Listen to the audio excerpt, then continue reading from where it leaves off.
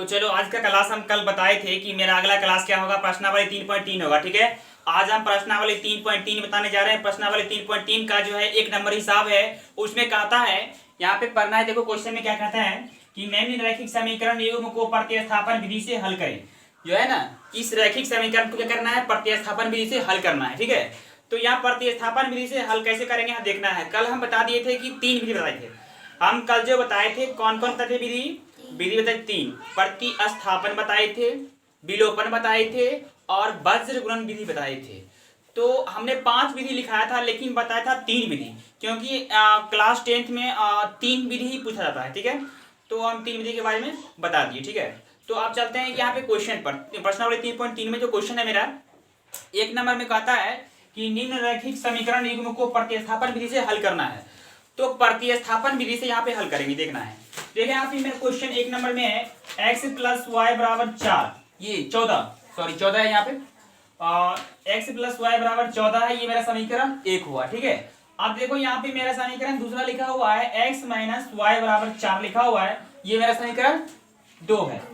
अब देखो यहाँ पे मेरा समीकरण 1 से देखो प्रतिस्थापन विधि में क्या कर रहे थे कि समीकरण में जो x y रहता है उसमें से किसी एक का मान निकाल लेते हैं, x या y का, है ना, x या y का निकाल लेते हैं। तो यहाँ पर हम देखो क्या किया है, समीकरण 1 से समीकरण 1 लिखा है x + y = 14, और देखो यहाँ पे क्या किया है, y का मान निकालने के लिए x को उस साइड भेज दिए तो इधर x माइनस में आ गया, यानी कि y बराबर यहाँ हो गया 14 - x हो गया। ठीक है, ये हम समीकरण 3 लिखे। ठीक है, ये मेरा समीकरण कितना है, ये समीकरण 3। अब देखो यहाँ पर समीकरण 2 में y का मान रखने पर देखो हम जो y का जो मान निकाले हैं वो y का मान जो समीकरण 2 में रख देंगे तो मेरा x का मान निकलेगा। देखो मेरा यहाँ पे समीकरण 2 क्या है, समीकरण 2 में x - y = 4 जो है उसमें क्या किए हैं, देखो x माइनस यहाँ y के जगह पर उसका मान डाल दिए। y का मान कितना है, 14 - x है। देखो y के जगह पर हमने 14 - x लिख दिया है और इसको ब्रैकेट में घेर दिया है क्योंकि इसके आगे माइनस है। ठीक है, और माइनस से इस दोनों में गुना होगा, इसलिए इसको ब्रैकेट में घेर दिए।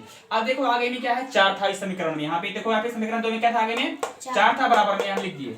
अब देखो इसको हम क्या करेंगे, फिर इसको करेंगे, हल करेंगे। देखो यहाँ पे x उतार दिए, फिर यहाँ माइनस से गुना करेंगे इस दोनों में तो होगा यहाँ पर -14, और फिर यहाँ पर माइनस को माइनस यहाँ पे x से गुना होगा तो यहाँ माइनस प्लस x हो जाएगा। ठीक है, अब देखो बराबर में 4 था, 4 लिख दिए। अब देखो यहाँ पर क्या करेंगे, ये मेरा x और x कितना होगा, 2x होगा, तो यहाँ पर 2x लिख दिए और माइनस में 14 इस साइड है तो उस तरफ क्या होगा, प्लस में 14 होगा।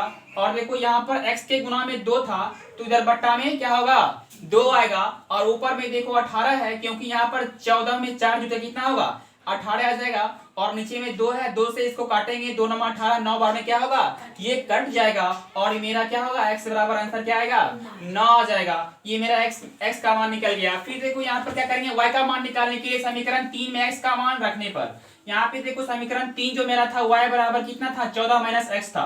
तो यहाँ पर देखो y बराबर 14 - x करेंगे, यानी कि 14 और माइनस यहाँ पे x के जगह पर 9 डाल देंगे तो 14 में 9 घटाएंगे कितना बचेगा, यहाँ 5 बचेगा। ठीक है, तो मेरा y कितना निकल गया, 5 निकल गया। अतः ये मेरा x बराबर 9 आ गया और y बराबर कितना आ गया, 5 आ गया। ये मेरा आंसर हुआ। ठीक है, तो चलो अगले क्वेश्चन पे चलते हैं। ठीक है, तो चलो यहाँ पे क्वेश्चन नंबर 1 का 2 नंबर में मेरा क्वेश्चन है, यहाँ पे देखना है। क्वेश्चन नंबर 1 का जो 2 नंबर क्वेश्चन, ये मेरा क्वेश्चन है यहाँ पे s - t बराबर यहाँ पे 3 है। ठीक है, समीकरण 1 इसको कर दिए। अब देखो मेरा दूसरा समीकरण था s/3 + t/2 = 6 है। ठीक है, तो अब यहाँ पे देखते हैं कि यहाँ पे बट्टा के रूप में है। यहाँ पर देखो यहाँ पे s के बट्टा में 3 है, यहाँ t के बट्टा में यहाँ पे कितना है, 2 है। तो यहाँ पर बट्टा में है तो इसको हल कैसे करेंगे, है ना। थोड़ा सा लगेगा कि मन में यहाँ पे जो है हल नहीं हो पाएगा, यहाँ बट्टा के रूप में है, थोड़ा सा लगेगा, देख करके लगेगा कि थोड़ा सा यहाँ पे नहीं हो सकता है, भारी है, ये सब कुछ नहीं। ठीक है, एकदम आसान है। यहाँ पे एलसीएम लेना है। ठीक है, एलसीएम लेकर के उसको जो है बट्टा को खत्म कर सकते हो। अरे देखो यहाँ पर एलसीएम लिए 2 और यहाँ पे 3 और 2 का एलसीएम लेंगे 6 होगा, और एलसीएम लेंगे देखो यहाँ पे 3 दूना 6, यहाँ 2 में s में 2 से गुना होगा 2s होगा, और देखो यहाँ 2 3 6, यहाँ पर 3 से गुना होगा t में, यहाँ 3t होगा, और देखो बटा में 6 इधर बराबर में 6 है। ठीक है, अब देखो यहाँ पे क्या करेंगे, कोना कोनी गुना कर दोगे, कोना कोनी गुना करेंगे तो यहाँ पर 6 गुना 6 कितना होगा, 36 होगा। और देखो इधर इसके बट्टा में कुछ नहीं, इसका मतलब 1 है तो 1 से इसमें गुना होगा तो वही रह जाएगा, यही रह जाएगा। ठीक है, देखो यहाँ पे उतार दिया है, यहाँ पे 2s + 3t बराबर यहाँ गुना करने पे क्या हुआ 36 हुआ, ये मेरा समीकरण 2 हो गया। देखो अब यहाँ बट्टा भी नहीं रहा, अब देखो इसको हल करने में क्या होगा, अब इसको हल करने में आसानी हो जाएगा, ठीक है।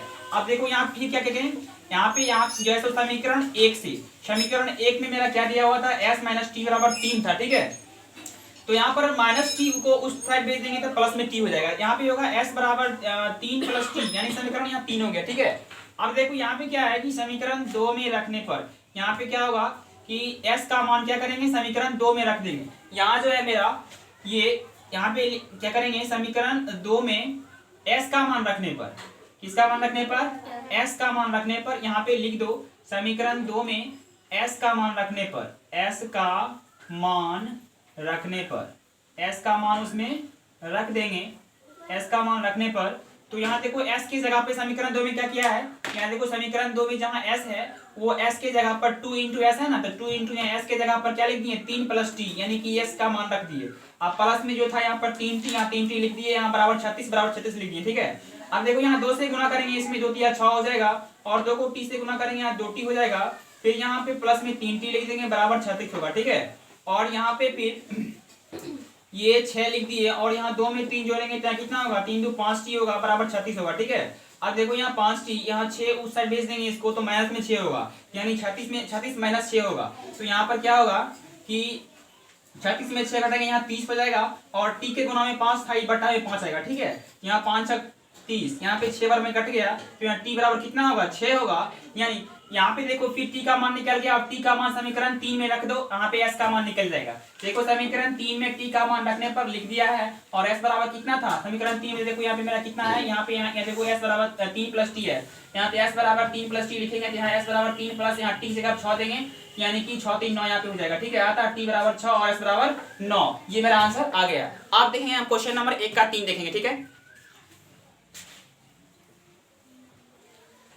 तो चलो अब यहाँ क्वेश्चन नंबर 1 का 3 नंबर बताने जा रहे हैं, ठीक है। क्वेश्चन नंबर 1 के 3 नंबर का जो मेरा क्वेश्चन है, यहाँ पे ये लिखा हुआ है, देखो यहाँ दिया हुआ है 3x माइनस वाई बराबर 3 है, इसको समीकरण 1 कर दिए। यहाँ पे 9x माइनस 3y बराबर 9 है, यहाँ समीकरण 2 कर दिए।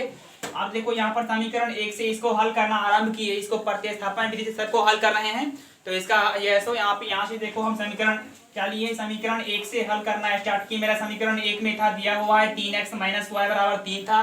अब देखो यहाँ माइनस वाई को उस साइड भेज देंगे तो प्लस में होगा, और देखो इधर 3x के गुना में 3 था, तो यहाँ पर सिर्फ इधर क्या किए कि यहाँ पे x छोड़ेंगे, और यहाँ गुना में 3 था, 3 वाला यहाँ गुना में इधर था, इधर बट्टा में आ जाएगा 3, और इधर मेरा 3 प्लस वाई था, और बट्टा में यहाँ 3 हो गया, यानी x बराबर 3 प्लस वाई बटा यहाँ पे कितना हो गया 3 हो गया। इसको समीकरण 3 मान लेंगे।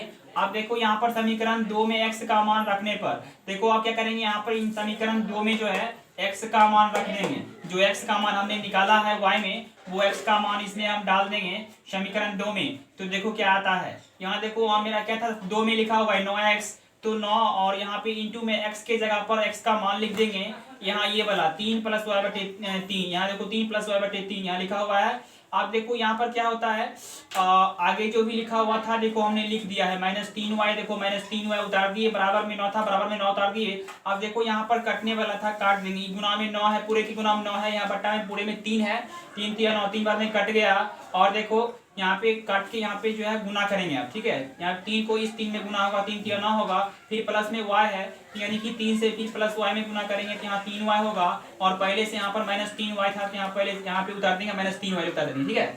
अब देखो -3y उतारने के बाद बराबर में क्या है 9 है, 9 लिख दिए। अब देखो यहाँ पर प्लस में 3y है, माइनस में 3y, कट जाएगा, दोनों घट के 0 हो जाएगा, तो ये मेरा 9 बराबर 9 हो गया। तो इस तरह से मेरा जो चर था, यहाँ पर हम जो है चर y का मान निकालना चाह रहे थे, लेकिन जिसका मान निकलेगा वही चर ही कट गया। जब खुद चर कट गया तो फिर हम मान किसका निकाल पाएंगे, किसका मान तब नहीं निकल पाएगा। इसका मतलब इसमें है कि इसका हल संभव नहीं है, कहने का मतलब इसका हल ज्ञात नहीं कर सकते हैं, इसके x y का मान ज्ञात नहीं कर सकते हैं, इसका अपरिमित रूप से अनेक हल होगा। इसलिए मैंने यहाँ पे लिख दिया है, यहाँ पे लिखना पड़ेगा, इसलिए इसका हल निकालना संभव नहीं है, अपरिमित रूप से अनेक हल होगा। मतलब इसका जो है कोई भी हल हो सकता है, अनंत हल हो सकता है, कोई एक हल को हम डिफाइन नहीं कर सकते हैं, कोई एक हल नहीं निकाल सकते हैं। तो चलो अब अगले क्वेश्चन पे हम चलेंगे।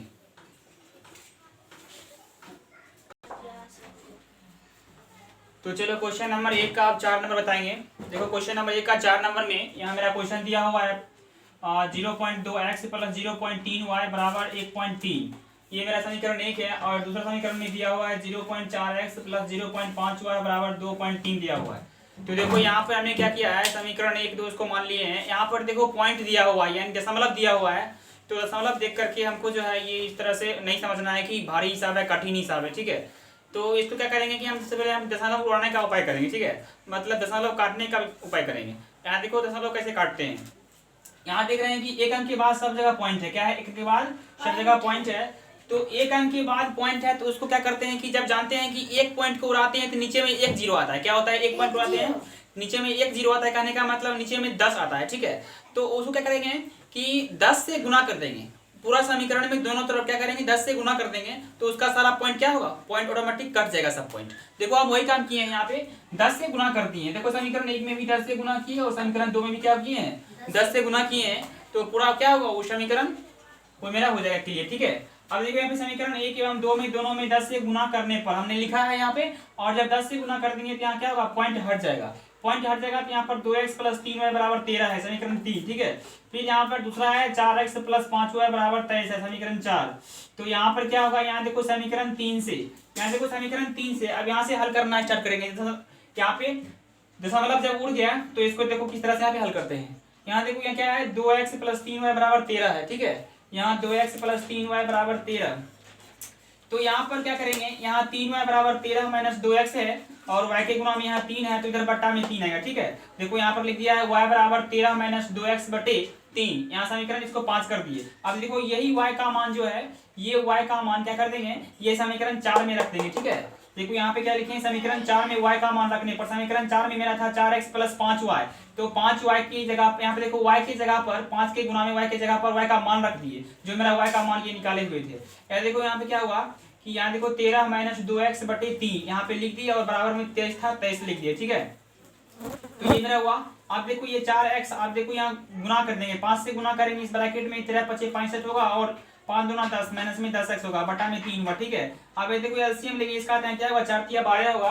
यहाँ देखो 12x लिख दिए हैं और देखो यहाँ पर एक बार में लगाएंगे तो उतना ही उतरेगा, यहाँ 3 एकम 3 होगा ना। ये देखो 65 माइनस 10 यहाँ पे लिखा हुआ है। और देखो ये बट्टा में जो एलसीएम वाला 3 आएगा वो उस साइड जाकर के गुना में हो जाएगा। ये देखो गुना में लिखे हुए हैं 23 गुना 3 लिखे हुए हैं, ठीक है। और देखो यहाँ पर 2x प्लस 65 और यहाँ पे क्या किए इसको 3 से गुना कर देंगे तो यहाँ पे 69 होगा, ठीक है। आप देखो यहाँ 65 को उस साइड भेजेंगे, इधर प्लस में 65 है उस साइड भेजेंगे तो माइनस में 65 होगा। तो यहाँ पर देखो और x से गुना में यहाँ पे 2 है तो यहाँ पे क्या होगा कि ये गुना में 2 है, इधर बट्टा में 2 आएगा, ठीक है। और ऊपर में देखो 69 में घटाएंगे 65 कितना बचेगा 4 बचेगा, यानी 4/2 हो जाएगा। 4/2 होगा तो 2 बार में कटेगा, यहाँ 2 होगा, ठीक है। x का मान कितना निकल गया 2 निकल गया। अब देखो समीकरण 5 में x का मान रखने पर समीकरण 5 में x का मान रख देंगे, ठीक है।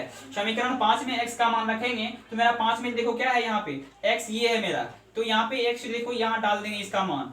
तो यहाँ पे x की जगह पर 2 डाल देंगे तो यहाँ पर क्या होगा 13 माइनस 2 और x की जगह पर 2 देंगे 2 गुना 2 होगा बट्टा में यहाँ 3 होगा, ठीक है। तो यहाँ 13 माइनस 2 गुना 4 13 माइनस 4 करेंगे कितना होगा, यहाँ पे ऊपर में 9 होगा बटा में 3 है तो यहाँ 9/3 देखो यहाँ पे लिखे हैं, फिर y बराबर 9/3 लिखे हैं और 3 किया 9 3 बार में कट गया तो y का मान 3 आ गया, आता है x बराबर 2 y बराबर 3। तो ठीक है, तो यहाँ पे ये मेरा आंसर आ गया। और अब अगले हिसाब अगले दिन अगले वीडियो में देखेंगे, ठीक है।